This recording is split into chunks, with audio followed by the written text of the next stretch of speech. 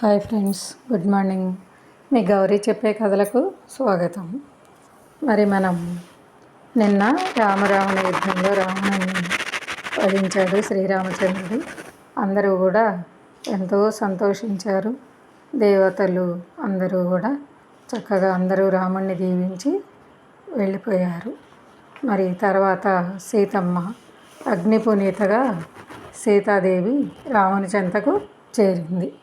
తర్వాత పురోహిత శ్రేష్ఠుడైన వశిష్ఠ మహర్షి ఋత్విక్కులతో కలిసి సీతాసమేతంగా రాముణ్ణి రత్నసింహాసనం మీద కూర్చోబెట్టాడు.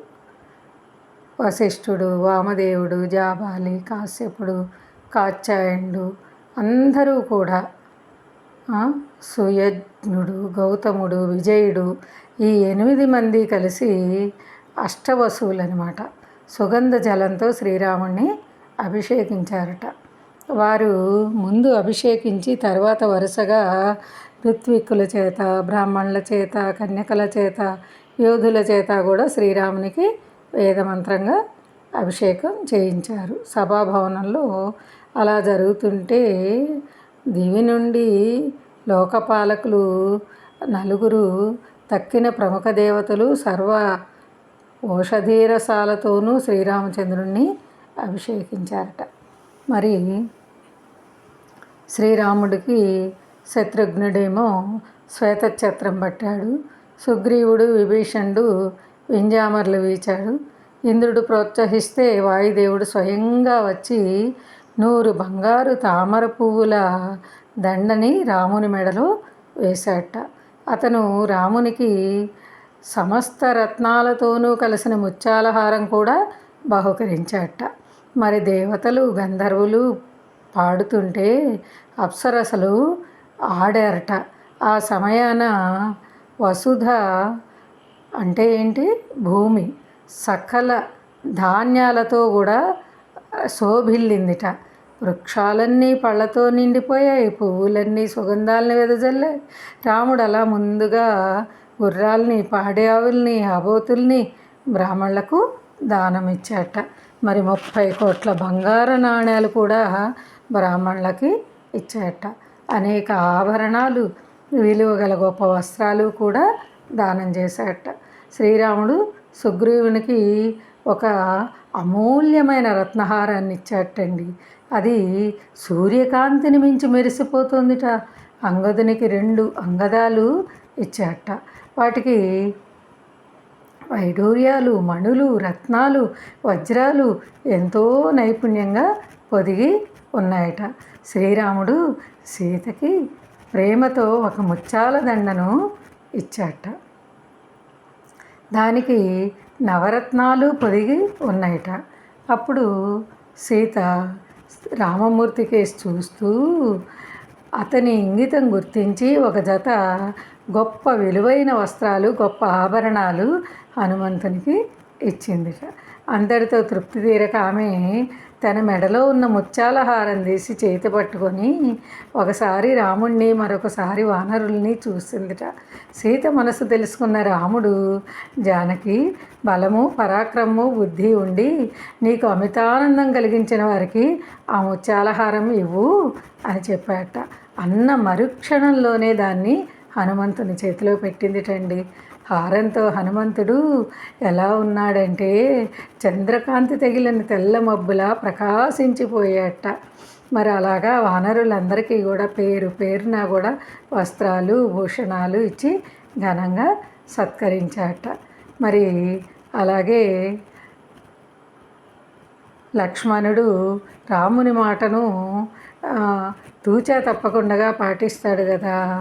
అయితే ఏంటంటే ఏమన్నట్టే, ఫస్ట్ తమ్ముడు, మన పూర్వీకులు పాలించిన ఈ రాజ్యం నువ్వు కూడా నాతో సమంగా అనుభవించాలి, కాబట్టి నువ్వు యువరాజు కావాలి అని అన్నట్టండి. కానీ లక్ష్మణుడు రాముని మాటను సుతారము అంగీకరించలేట. అందుకని రామమూర్తి భరతుడికే యువరాజ్యాభిషేకం చేశాట. కొంతకాలం తర్వాత శ్రీరాముడు పౌండరీకం చేశాడు, అశ్వమేధం చేశాడు, అనేక పర్యాయాలు అనేక క్రతువుల్ని శ్రద్ధగా చేశాడు. అలాగా శ్రీరాముని రాజ్యంలో స్త్రీలు వైధవ్య దుఃఖం అనేది ఎరగనే ఎరగరట. దృష్ట మృగ భయం రోగభీతి కూడా ఆనాటి ప్రజలు అసలు తెలియదుట వాళ్ళకి. చోరుడు అనేవాడు అసలు మచ్చుకైనా కనబడేవాడు కాట. ఎవ్వరు ఎటువంటి ఆపదలు కూడా మరి చూడలేదు, రాలేదుట ఎవరికి. వృద్ధులు జీవించి ఉండగా చిన్నవాళ్ళు చచ్చిపోవడం అనేది జరగలేదుట. అంటే పెద్దవాళ్ళ ముందు చిన్నవాళ్ళ తర్వాత అలా క్రమంగా జరిగిందనమాట మరణం కూడా. ప్రజలు శ్రీరాముడిని చూసిన తర్వాత ద్వేషాన్ని కూడా మర్చిపోయి ప్రేమతో ఉండేవాళ్ళట అందరూ. మరి ప్రజలందరూ కూడా ధర్మంగా నడుచుకునేవారట, ఆనందంగా బతికేవారట. రాముడు రాజ్యం చేసేటప్పుడు ప్రజలందరూ కూడా పుత్రవంతులై జీవించారటండి. ప్రజలకి జబ్బు దుఃఖం లేకుండా దీర్ఘాయువుతో బతికారట. మరి రాముడు రాజ్యం చేసే కాలంలో పలకగలిగిన ప్రతివాడు రామకథలనే చెప్పేవాట. జగత్తంతా కూడా రామమయం అయిపోయిందన్నమాట. మరి చెట్లన్నీ పుష్టిగా పెరిగి నిత్యము పుష్పఫలాలతో వంగిపోయి ఉండేవిటండి. మరి అలాగా జనులంతా కూడా ధర్మపరాయణులై సత్యవంతులై సర్వలక్షణ సంపన్నులై జీవించారట. శ్రీరాముడు తన తమ్ములతో కూడా సకల వైభవాలు అనుభవిస్తూ సుదీర్ఘంగా 10,100 సంవత్సరాలు రాజ్యపాలన చేశారటండి. అందుకే అది రామరాజ్యం అని కీర్తించబడింది. మరి మనం ఇన్నాళ్ళ నుంచి కూడా చక్కగా సుందరాకాండని పారాయణం చేశాము. మరి అందరూ కూడా చక్కగా మరి షేర్ చేశారు మిగతా వారికి. అలాగే ఇంకా కూడా ముందు ముందు కూడా చక్కగా చెప్పే విషయాలన్నిటినీ కూడా లైక్ చేసి షేర్ చేసి మరి సబ్స్క్రైబ్ చేసుకుంటారని ఆశిస్తున్నాను. మరి సుందరాకాండ ఈరోజుతో అయిపోయింది మనకి. ఈరోజు అయితే నవరాత్రులు ప్రారంభమైనవి. మరి బాలా త్రిపుర సుందరి అవతారంతో అమ్మవారు ఉన్నారు, వెలిగిపోతున్నారు. మరి రేపటి నుంచి మనం ఈ నవరాత్రుల విశేషాల గురించి కొంచెం చెప్పుకుందామరా. ఈరోజు ఇంతటితో మనము ఈ పారాయణం అనేది ముగిద్దాము. రామాయ రామభద్రాయ రామచంద్రాయ వేదసే రఘునాథాయ నాథాయ సీతాయ పతయే నమః. ఆపదామపహర్తారం దాతారం సర్వసంపదాం లోకాభిరామం శ్రీరామం భూయో భూయో నమామ్యహం. శ్రీరామ రామ రామేతి రమే రామే మనోరమే సహస్రనామ తత్తుల్యం రామనామ వరాననే. స్వస్తి.